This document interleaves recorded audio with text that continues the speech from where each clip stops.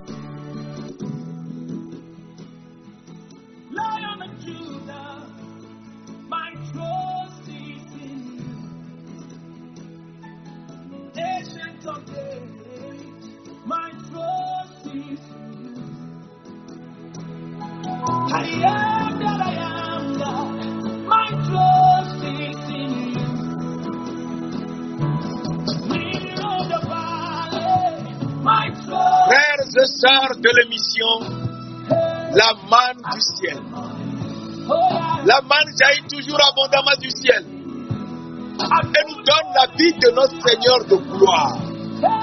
Le Tout-Puissant, celui qui était, qui est et qui vient. Le Seigneur Jésus-Christ de gloire. Et il est venu jusqu'à nous sur la terre pour nous sauver. Mes frères, mes sœurs, il faut croire en lui. Car sans lui, nous ne pouvons rien faire. C'est lui qui est Dieu d'éternité en éternité.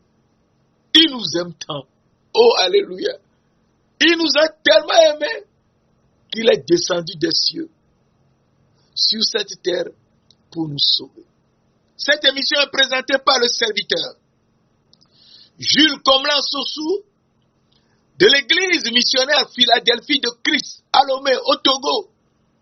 Et nous sommes tellement contents de partager ces moments de plaisir avec toi, mon frère, ma soeur, afin que tu saches que le Dieu de gloire, le Tout-Puissant, celui qui est l'alpha et l'oméga, le Père éternel, t'aime tant et qui ne te laissera jamais tomber. Et il est venu sur cette terre en tant que l'agneau de Dieu. Et l'agneau de Dieu est venu sur la terre pour nous sauver.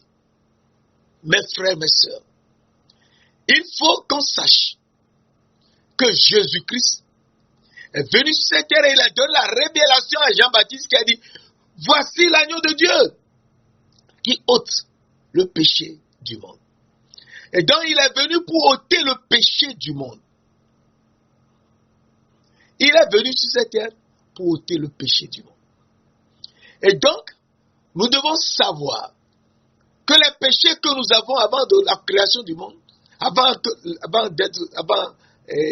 pouvoir être dans ce monde de ténèbres, le péché de ne pas écouter la parole de Dieu, de ne pas suivre l'ordre de Dieu, eh bien, ce péché, Jésus est venu pour nous sortir de ce péché. Et il est l'agneau de Dieu qui ôte le péché du monde. Et cet agneau doit s'offrir à la Pâque. Mes frères, mes sœurs, il n'y a qu'un seul agneau pour nous faire la Pâque.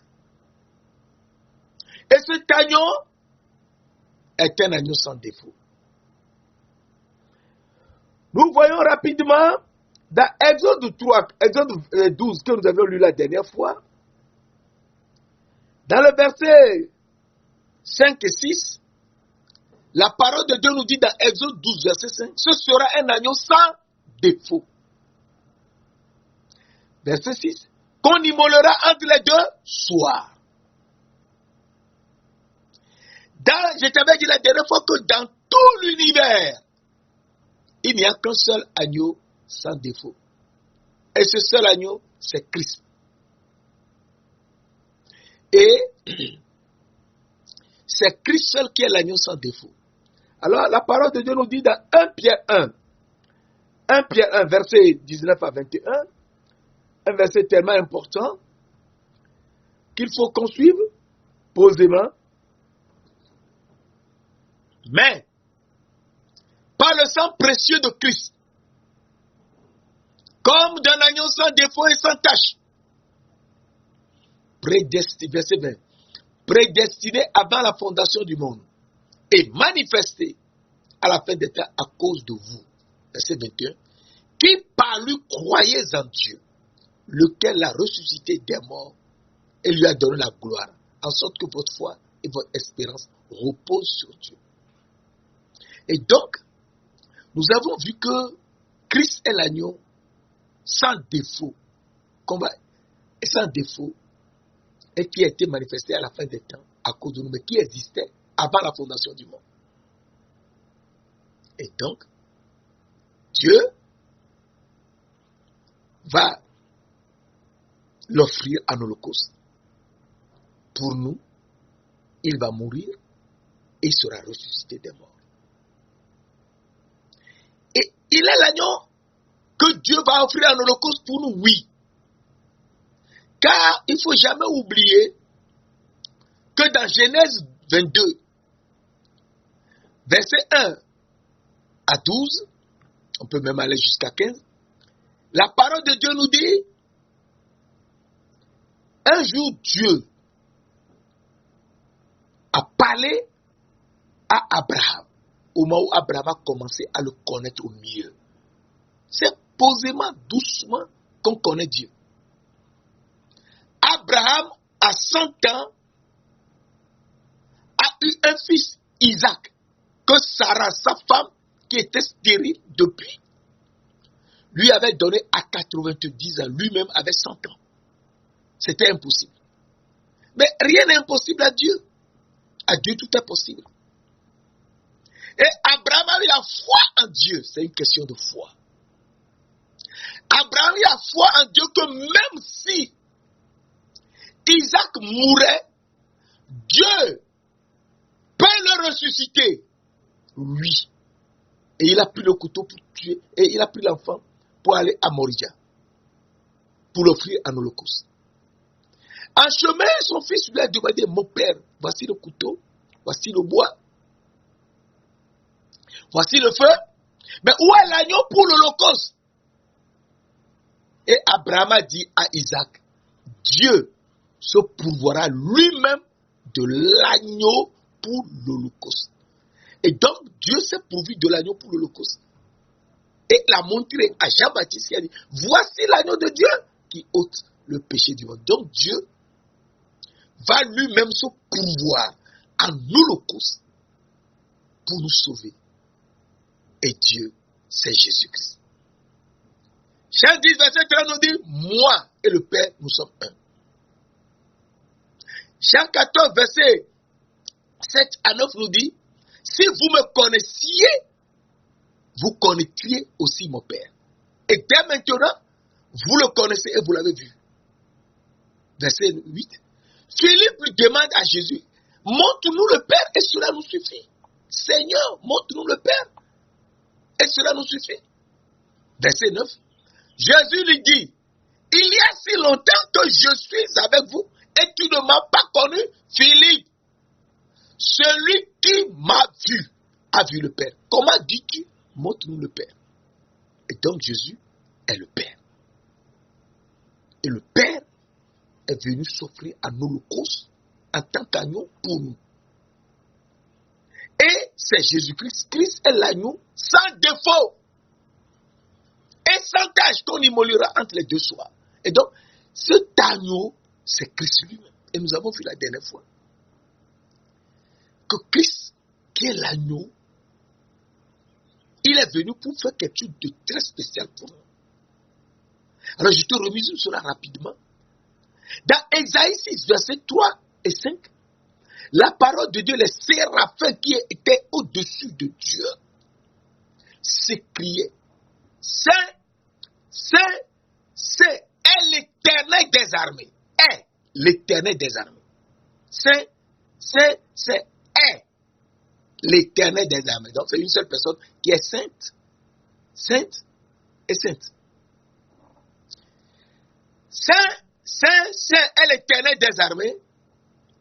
Toute la terre est remplie de sa gloire. Verset 5 nous dit, et mes yeux ont vu le roi, l'Éternel des armées. Donc, le roi est l'Éternel des armées. Qui est ce roi? Qui est ce roi qui est l'Éternel des armées? Alors ce roi, un jour, a décidé de venir chez nous sur cette terre. Mes frères, mes sœurs, il faut qu'on suive la parole. Le roi est venu. Alors, nous lisons rapidement dans Matthieu 2, comment le roi est venu. Matthieu 2, le Seigneur nous montre que lorsqu'il était venu et que l'Esprit de Dieu l'a fait naître à Bethléem, lui, le Dieu puissant qui est venu à Bethléem, les Juifs n'ont pas considéré qu'il peut être à Bethléem. Pourquoi? Tout simplement parce que les Juifs attendaient quelqu'un. Et ce quelqu'un, la Bible nous en avait parlé. Dans Ésaïe 7, versets 14 et 15, Ésaïe 7, versets 14 et 15, la parole de Dieu nous dit, la vierge, la jeune fille vierge enfantera. Elle sera enceinte et elle enfantera un fils. On lui donnera le nom d'Emmanuel. Il mangera de la crème, c'est-à-dire du lait, et du miel. Et c'est pour ça, c'est dans un pays où coule le lait et le miel qu'il va s'offrir en holocauste. Et cet enfant, Esaïe l'a vu naître. C'est ça, la révélation. Dans Esaïe 9, verset 5, la parole de Dieu nous dit, un enfant nous est né, un fils nous est donné, un enfant nous est né, un fils nous est donné, et la domination reposera sur son épaule. On l'appellera admirable, conseiller, Dieu puissant, Père, grand-père, Père éternel. L'enfant est le Père éternel. Moi et le Père, nous sommes un. L'enfant est le Père éternel. Dieu puissant, Père éternel, Prince de la paix. Et donc, le Père éternel est venu sur cette terre et s'est fait enfant, qui est né. Et il avait dit à Joseph, en songe, que l'enfant, quand il va naître, il faut lui donner le nom de Jésus. Oui. Matthieu 1, verset 18. Matthieu 1, verset 18. Nous lisons. Voici de quelle manière arriva la naissance de Jésus, de Jésus-Christ. Marie, sa mère, ayant été fiancée à Joseph, se trouva enceinte par la vertu du Saint-Esprit, avant qu'ils eussent habité ensemble. Joseph, son époux, qui était un homme de bien et qui ne voulait pas la diffamer, se proposa de rompre secrètement avec elle. Alors, comme il y pensait, verset 20, comme il y pensait, voici un ange du Seigneur. Quand on a dit un ange du Seigneur, ça veut dire le Seigneur lui-même. Voici un ange du Seigneur lui apparut en songe et lui dit, Joseph, ne crains pas de prendre avec toi Marie ta femme, car l'enfant qu'elle a conçu vient du Saint-Esprit. Elle enfantera un fils, verset 21, elle enfantera un fils et tu lui donneras le nom de Jésus. C'est lui qui sauvera son peuple de ses péchés. Donc, l'enfant, l'ange du Seigneur qui est Jésus-Christ lui-même a dit à Joseph en songe de donner à l'enfant le nom de Jésus. Et Joseph a donné le nom de Jésus à l'enfant.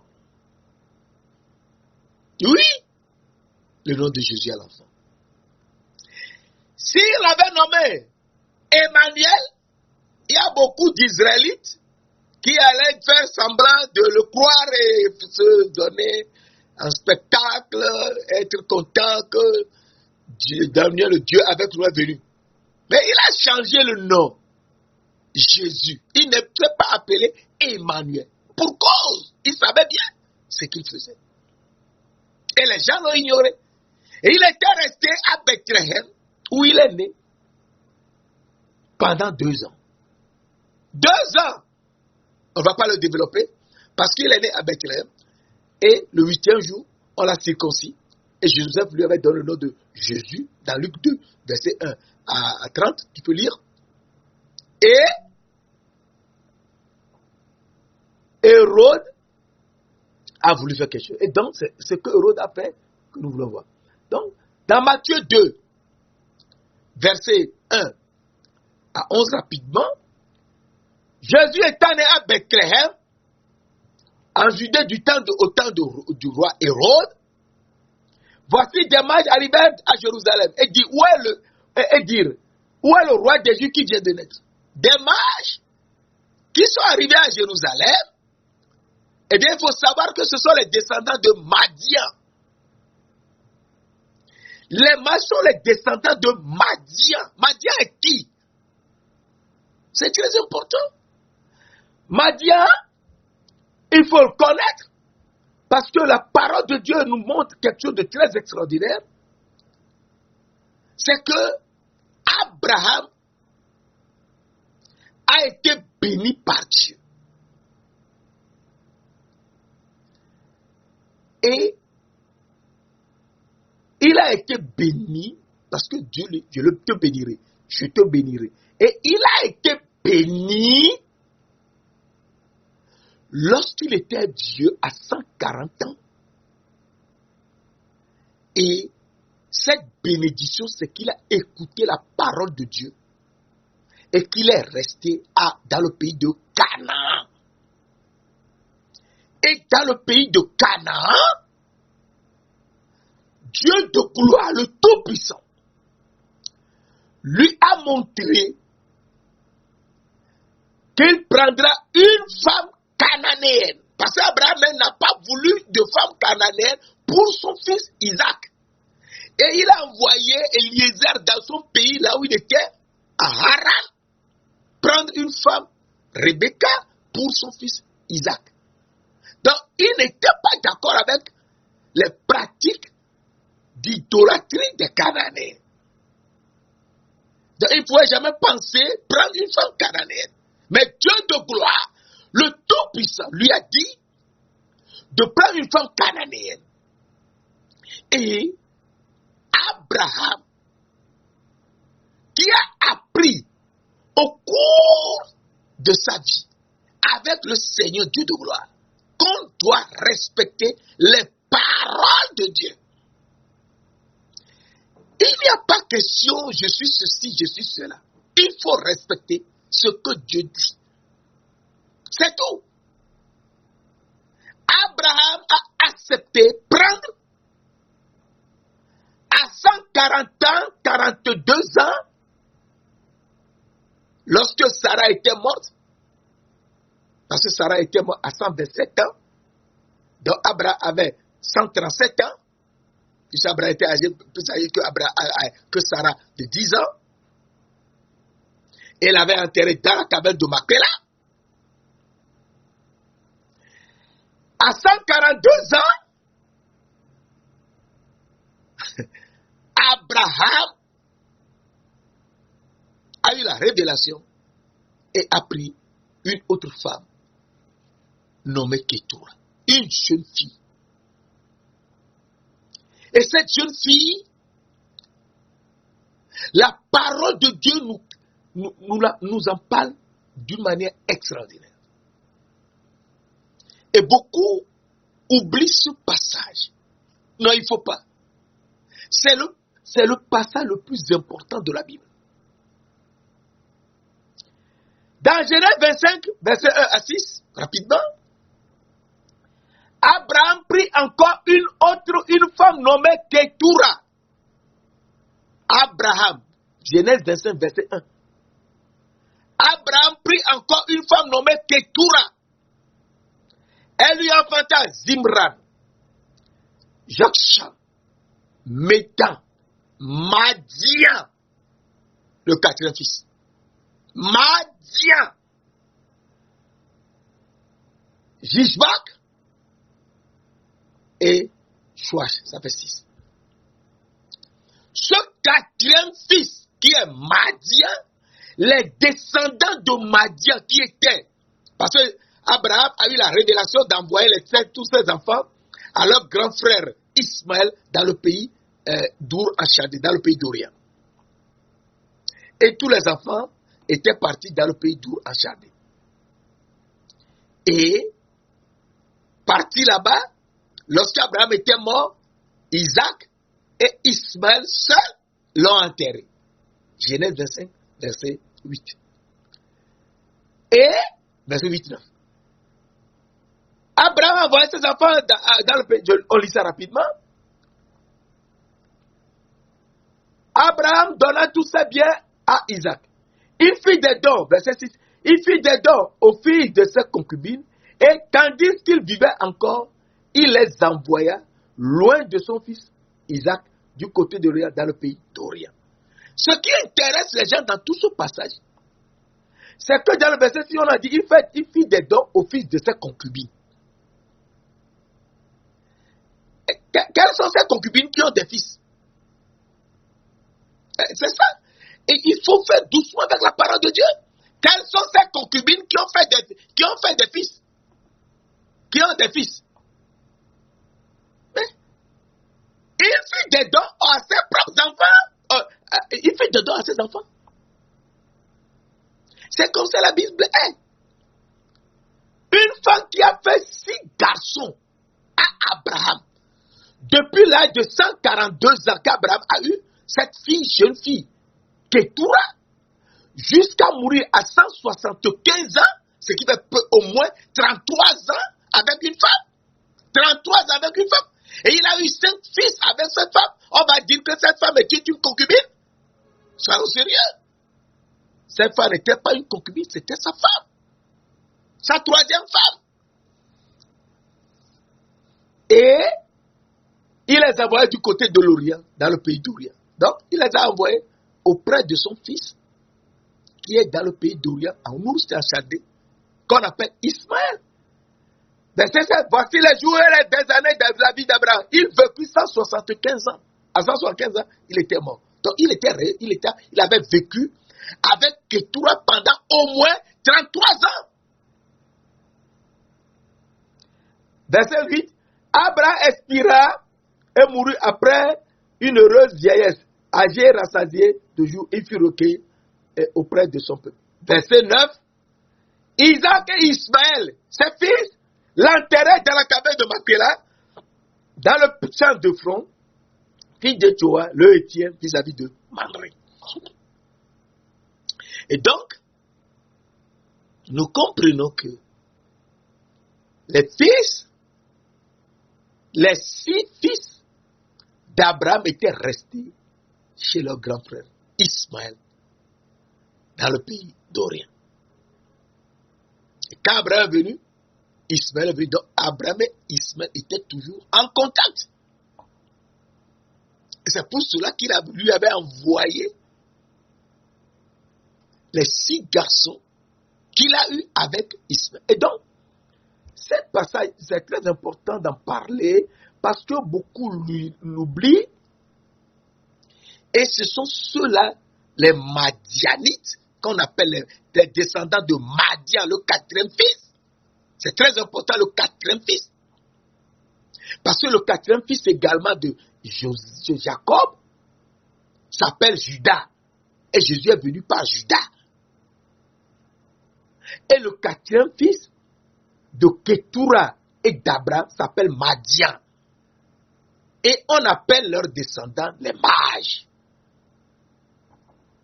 Et ces mages venus d'Orient arrivèrent à Jérusalem. Matthieu 2, verset 1. Et dit, où est le roi des Juifs qui vient de naître? Ils étaient partis chez Hérode. Et on demandait, où est le roi des Juifs qui vient de naître? Car nous avons vu son étoile en Orient et nous sommes venus pour l'adorer. Et donc, nous comprenons que le roi est venu sur la terre. Oui, le roi est venu. Et après des vérifications, on leur a dit peut-être, on appelait les sacrificateurs, les scribes, on leur a dit peut-être ce serait Bethléem. Et les mages étaient partis à Bethléem parce que dans Michée 5, verset 1, on a dit, et toi, Bethléem, Ephrata, tu es celle la plus petite entre les villes de Juda, mais de toi sortira pour moi l'Éternel, celui qui dominera sur Israël, celui dont les jours remontent aux temps anciens, celui dont l'origine remonte aux temps anciens, aux jours d'éternité. Donc, celui qui est le Père éternel et qui dominera sur Israël va naître dans ce pays, à Bethléem. Et Jésus était né à Bethléem. Et les Juifs attendaient plutôt Emmanuel. Et Jésus a donné à parler à Joseph en songe de donner à l'enfant le nom de Jésus. Et tout le monde était perdu. Et on les envoya à Bethléem, verset 9.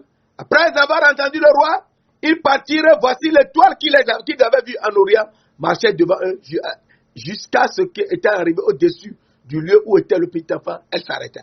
Alors je t'avais dit la dernière fois, si une étoile s'est arrêtée au-dessus d'une maison, c'est qu'elle est venue tout bas. Dans notre atmosphère ici, tout bas. Jusqu'au-dessus d'une maison. Il y avait que les mages qui voyaient, les autres ne voyaient pas. Une étoile au-dessus de la maison. Il faut bien lire la Bible. Hein.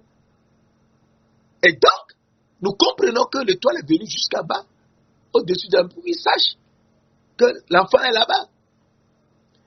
Et quelle est cette étoile? Je t'avais dit la dernière fois dans Apocalypse 22, Apocalypse 22, verset 16.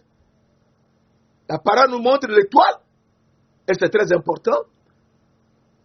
Apocalypse 22, verset 16.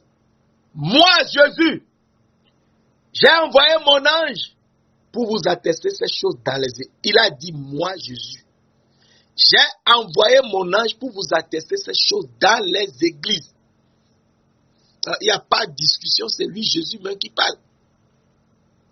Je suis le rejeté, la postérité de David, l'étoile brillante du matin. Donc l'étoile brillante du matin, c'est Jésus lui-même. Et l'étoile brillante du matin est venue. Et c'est lui l'étoile qui a guidé les mages, qui sont les Madiens de la famille de Madia, le quatrième fils d'Abraham et de Ketura, qu'on appelle les mages, jusqu'à Jérusalem. Et de là à Bethléem. L'étoile est guidée. Jésus est l'étoile brillante. Quand ils aperçurent l'étoile, ils furent saisis d'une grande joie. Verset 10. Nous sommes dans Matthieu 2, verset 10. Verset 11. Ils entrèrent dans la maison, virent le petit enfant et Marie sa mère, se prosternèrent et l'adorèrent. Et ils ouvrirent ensuite leur trésor et lui offrirent de l'encens et de l'or pour dire que c'est le roi. De l'encens pour dire que c'est le souverain sacrificateur. Et de la myrrhe pour dire que c'est le prophète à écouter. Verset 12. Puis divinement averti en songe de ne pas retourner vers Hérode, ils gagnaient leur pays par un autre chemin. Donc, nous voyons que l'enfant était resté 2 ans à Bethléem et les Juifs qui étaient là, s'en étaient même pas occupés. Ce n'est que lorsque les mages étaient venus et que Hérode les attendait à leur retour. On peut lire.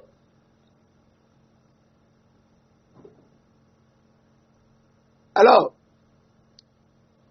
les mages, alors Hérode fit appeler en secret les mages et s'enquit, verset 7, alors Hérode fit appeler en secret les mages et s'enquit soigneusement auprès d'eux depuis combien de temps l'étoile brillait. Eh oui, depuis combien de temps l'étoile brillait. Et donc, quand l'ange du Seigneur a dit à Joseph en sorte de prendre l'afin de partir en Égypte, verset 13, lorsqu'il fut parti, voici un ange du Seigneur apparu en songe à Joseph et dit, lève-toi, prends le petit enfant et sa mère, fuis en Égypte et reste jusqu'à ce que je te parle, car Hérode cherchera le petit enfant pour le faire périr. Joseph se leva, prit de nuit le petit enfant et sa mère et se retira en Égypte. Il y resta jusqu'à la mort d'Hérode afin que s'accomplisse ce qui avait été annoncé par le prophète. J'ai appelé mon fils hors d'Égypte.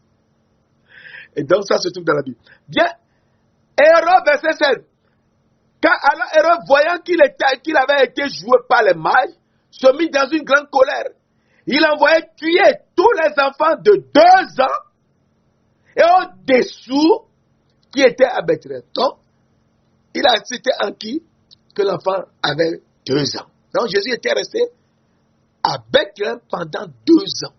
Et les Juifs, non, ce n'était pas inquiété parce qu'ils attendaient Emmanuel et Jésus est venu.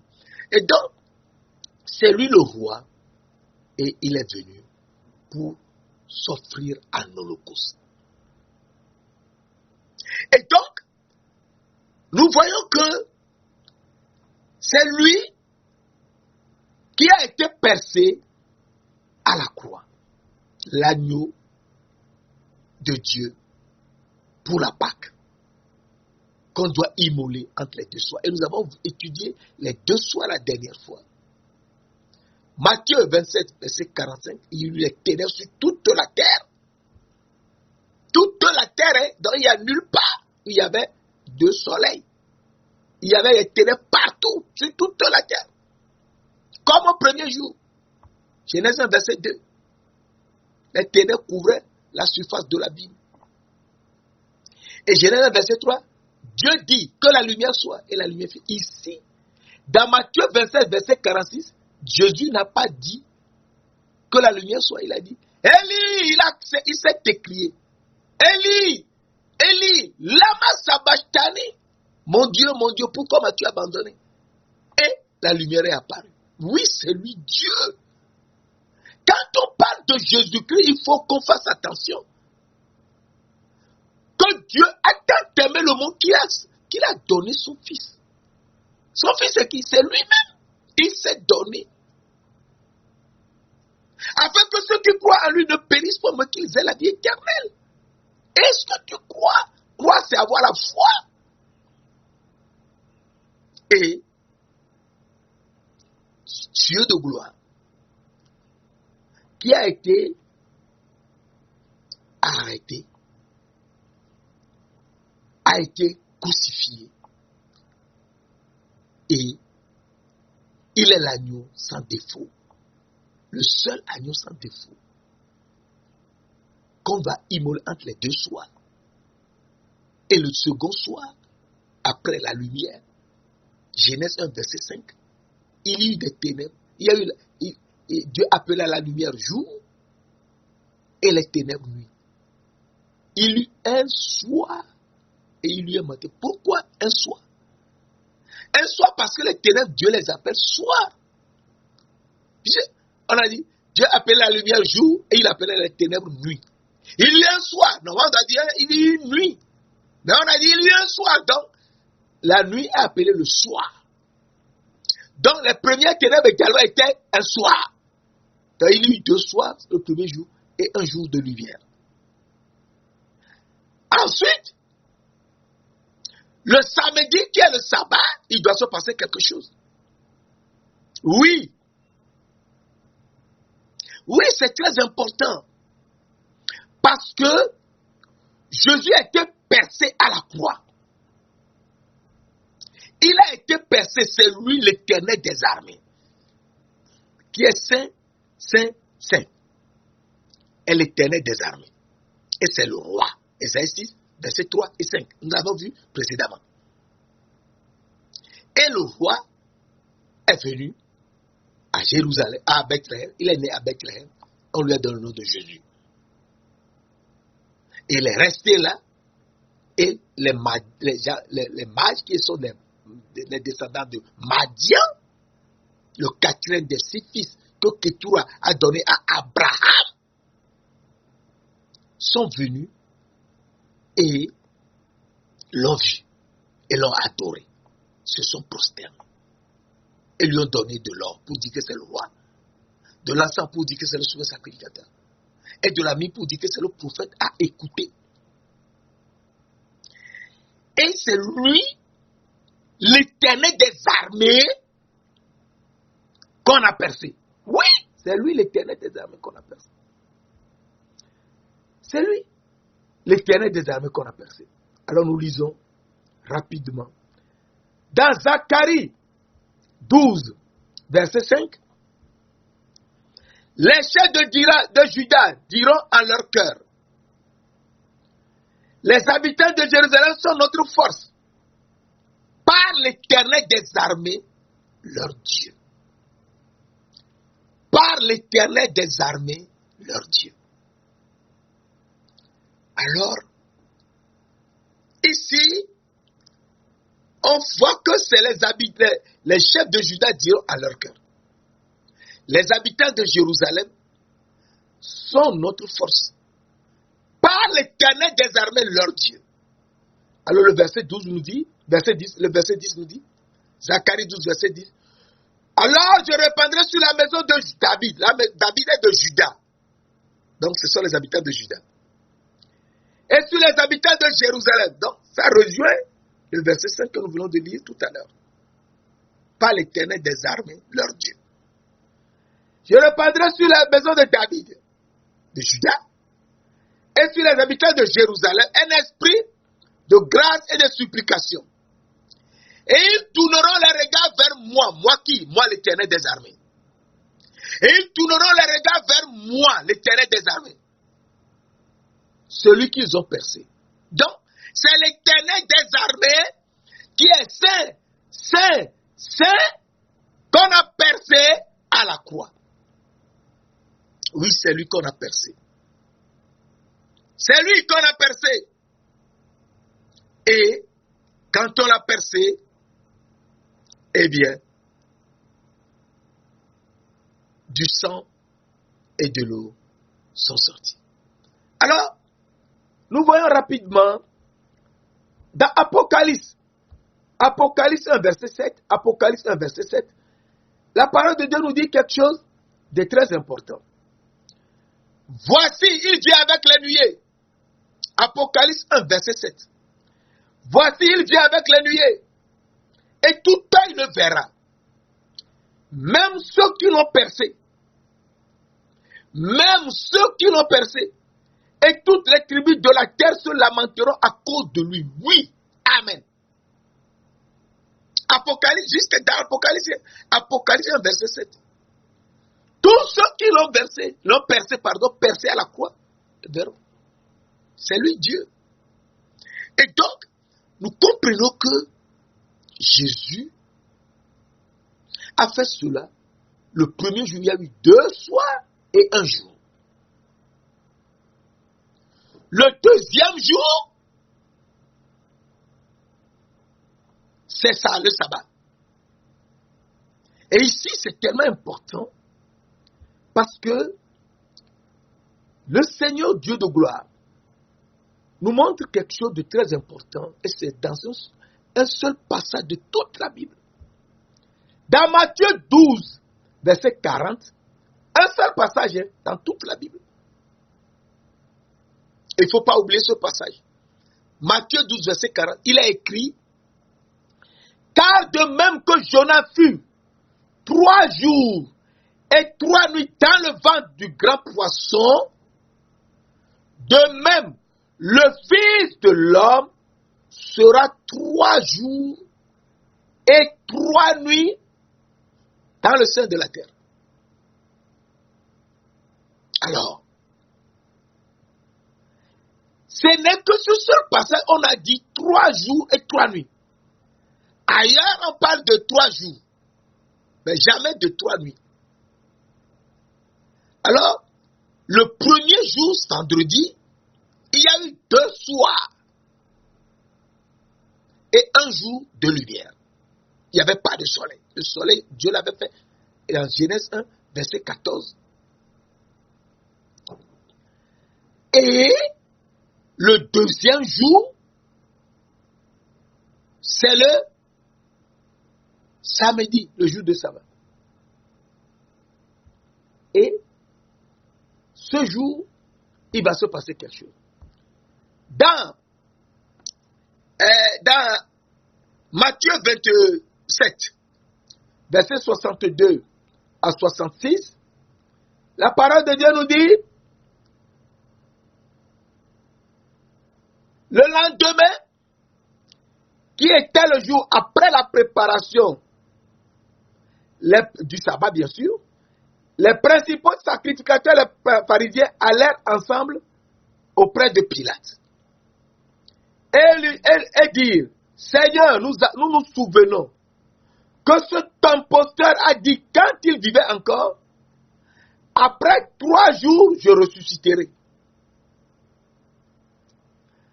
Ordonne donc que le sépulcre soit gardé jusqu'au 3e jour, afin que ses disciples ne viennent pas dérober le corps et dire au peuple, il est ressuscité des morts.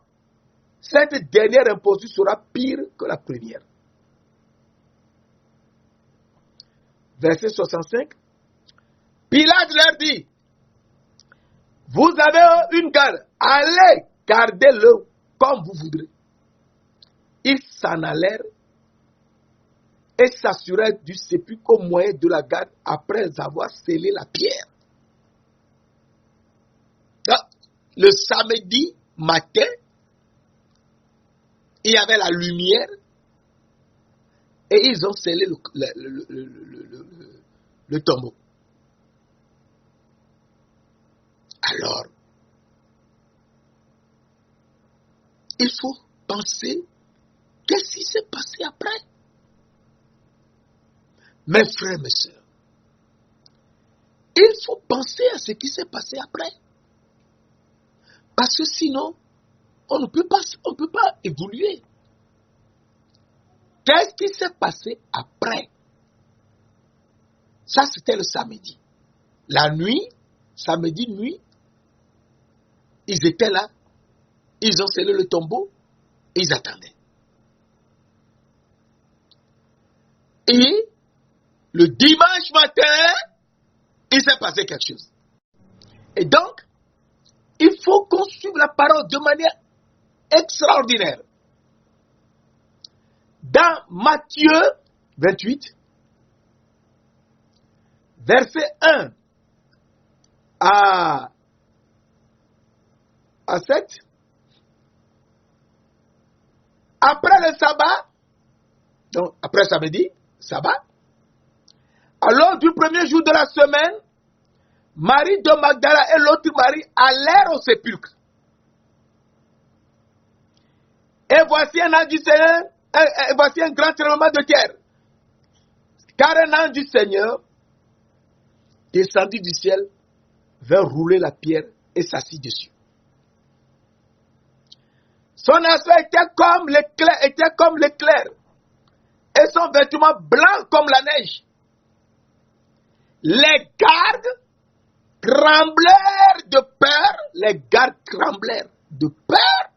et devinrent comme morts. Verset 4. Les gardes, Matthieu 28, verset 4. Les gardes tremblèrent de peur et devinrent comme morts. L'un prit la parole et dit aux femmes, pour vous ne craignez pas, car je sais que vous cherchez Jésus qui a été crucifié. Il n'est point ici. Il est ressuscité comme il avait dit. Venez, voyez le lieu où il était couché et allez promptement dire à ses disciples qu'il est ressuscité des morts. Et voici, il vous précède en Galilée. C'est là que vous le verrez comme je vous l'ai dit. Alors, nous voyons que les gardes, quand ils s'étaient relevés, ils ont fait quelque chose. Nous voyons. Matthieu 28, verset 1. Pendant qu'elles étaient en chemin, quelques hommes de la garde entrèrent dans la ville et annoncèrent aux principaux sacrificateurs ce qui était passé. Ceux-ci, après être assemblés avec les anciens et avoir tenu conseil, donnèrent aux soldats une forte somme d'argent. Verset 13. En disant, dites, ces disciples sont venus de nuit le dérober pendant que nous dormions. Verset 14. Et si le gouverneur la prend, nous la pèserons et nous vous tirerons de peine. Les soldats prirent l'argent, verset 15, les soldats prirent l'argent et suivirent les instructions qui leur furent données. Et ce bruit s'est répandu parmi les Juifs jusqu'à ce jour. Donc, les soldats qui étaient tombés morts, que nous avons vu dans le verset 4, les gardes tremblaient de peur et devinrent comme morts. Une fois qu'ils sont revenus à eux, ils sont entrés dans la ville et allaient voir les principaux sacrificateurs et leur annonçaient tout ce qui était passé. Et bien ceux-ci tinrent conseil et leur donnaient de l'argent.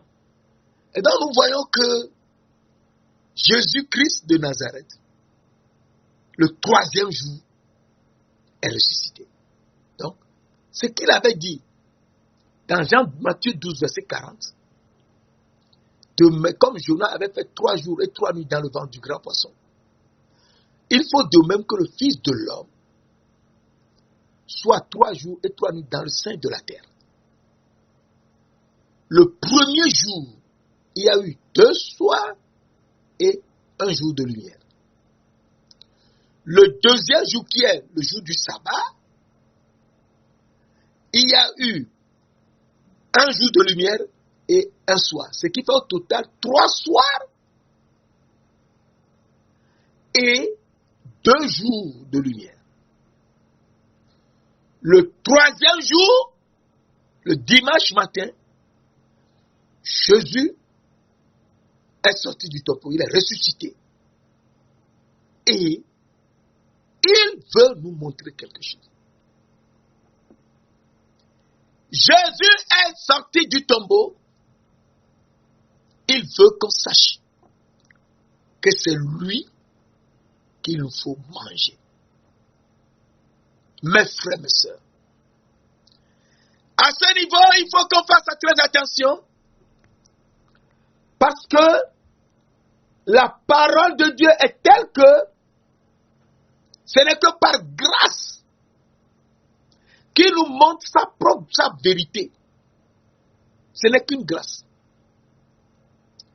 Parce que Jésus nous a dit, je suis le pain de vie. Celui qui mange de ce pain vivra éternellement. Et le pain que je donnerai, c'est ma chair. Nous lisons Jean 6. Jean 6, verset 48. Jésus dit, je suis le pain de vie. Verset 51. Je suis le pain vivant qui est descendu du ciel. Si quelqu'un mange de ce pain, il vivra éternellement. Et le pain que je donnerai, c'est ma chair. Alors, il nous dit dans Luc 22, verset 19, Luc 22, verset 19, où il a fait, il a pris le pain et il a offert à ses disciples en disant, Luc 22, verset 19. Ensuite, Jésus prit du pain. Il prit le pain. Et après avoir rendu grâce, il le rompit. Et le donna à ses disciples en disant, prenez et mangez. Ceci est mon corps qui est donné pour vous. Faites ceci en mémoire de moi. Et donc, en mémoire de lui qui? Les gens ne se posent plus cette question. En mémoire de lui, l'agneau sans défaut. C'est lui l'agneau sans défaut qui a été immolé entre les 2 soirs et qui est ressuscité le 3e jour et que nous devons manger pour avoir la vie éternelle. C'est lui, l'agneau sans défaut. Faites ceci en mémoire de moi. C'est lui tout ça. Et donc, s'il faut le faire en mémoire de lui, cela veut dire que Jésus est le fruit de l'arbre de la vie. Oui, Jésus est le fruit de l'arbre de la vie parce que il faut connaître Jésus et porter du fruit. Et porter du fruit, c'est demeurer en lui. Et lui aussi demeurera en nous. Mais avant de demeurer en lui et que lui aussi demeure en nous, il faut manger le fruit de l'arbre de la vie. Et ce fruit, il nous faut le manger. C'est quel fruit? Le fruit de l'arbre de la vie. Mes frères, mes sœurs. Genèse 1, verset 11 à 13 nous dit le fruit qu'il nous faut manger. Genèse 1, verset 11. Puis Dieu dit que la terre, il n'y avait pas encore le soleil. Le soleil a été fait le 4e jour. C'est très important d'insister sur cet aspect. C'est-à-dire dans Genèse 1, verset 14 à 19. Nous sommes dans Genèse 1, verset 11 à 13. C'est très important. Beaucoup font l'erreur. Il ne faut pas. Genèse 1, verset 11. Puis Dieu dit que la terre produit de la verdure, de l'herbe portant de la semence, des arbres fruitiers donnant du fruit selon leur espèce et ayant en eux leur semence sur la terre. Ayant en eux leur semence sur la terre. Et cela fut ainsi. Verset 12. La terre produisit de la verdure, de l'herbe portant de la semence selon son espèce et des arbres fruitiers. Et ayant en eux leur semence selon leur espèce. Dieu vit que cela était bon. Verset 13. Il y eut un soir et il y eut un matin, ce fut le 3e jour. Donc, le 3e jour, c'est ce jour-là que Dieu a fait sortir de terre l'arbre fruitier, des arbres donnant du fruit, et en eux leur semence selon leur espèce. Et donc, cet arbre fruitier, c'est notre nourriture. Oui! C'est notre nourriture. Et il ne faut pas oublier que Jésus nous avait dit précédemment dans Jean 4, verset 34, Jean 4, verset 34, qui est un verset très important.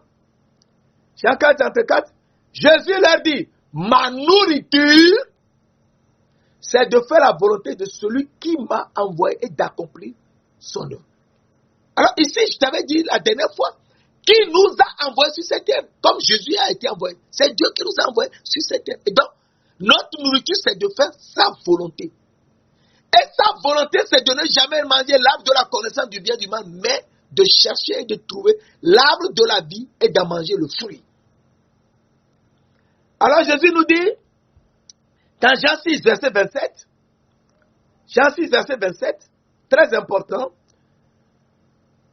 travaillez non pour la nourriture qui périt, mais pour celle qui subsiste pour la vie éternelle. Donc, il faut qu'on travaille pour la nourriture qui subsiste pour la vie éternelle et que le Fils de l'homme vous donnera, car c'est lui que le Père, que Dieu a marqué de son sang. Donc, cette nourriture que nous devons manger pour la vie éternelle, ce n'est que le Fils de l'homme seul qui peut nous donner cette nourriture, c'est-à-dire le fruit de l'arbre du 3e jour. Et il a ressuscité le 3e jour. Et il veut nous donner ce fruit de l'arbre. Et donc ce fruit de l'arbre, c'est quoi? Genèse 1, verset 29, et nous irons bientôt à la fin. Genèse 1, verset 29, parce que c'est très important. Si tu ne manges pas ce fruit, eh bien, tu ne peux jamais vaincre Satan. Jamais. Genèse 1, verset 29. Et Dieu dit, voici, et Dieu dit, c'est la 10e fois que Dieu dit, Voici, je vous donne toute herbe portant de la semence, qui est à la surface de toute la terre, et tout arbre ayant en lui du fruit d'arbre et portant de la semence, ce sera votre nourriture. Donc notre nourriture, c'est tout arbre ayant du fruit d'arbre et portant de la semence. C'est ça notre nourriture, oui, c'est ça notre nourriture. Et donc, si c'est ça notre nourriture, il n'y a que ça que nous pouvons manger avant de pouvoir dominer le Satan. Verset 28, Dieu les bénit et dit, soyez féconds, multipliez, remplissez la terre, assujettissez et dominez sur les poissons de la mer, sur les oiseaux du ciel et sur tout animal qui se meut sur la terre. L'animal qui se meut sur la terre, c'est le serpent. C'est le serpent surtout. Alors, il nous faut manger la nourriture de l'arbre du 3e jour, le fruit de l'arbre du 3e jour, qui est le pain de vie, pour pouvoir dominer le serpent. Alors, nous voyons un dernier verset et nous allons à la fin. Dans Jean 15, Dieu nous montre quelque chose de très important. Dans Jean 15, verset 4 à 8, demeurez en moi et je demeurerai en vous. On ne peut jamais demeurer en Jésus et qu'il demeure en nous si nous ne mangeons pas le fruit de l'arbre du 3e jour qui est notre nourriture. Donc qui est le corps de Jésus-Christ, qui est le pain de vie. Demeurez en moi et je demeurerai en vous.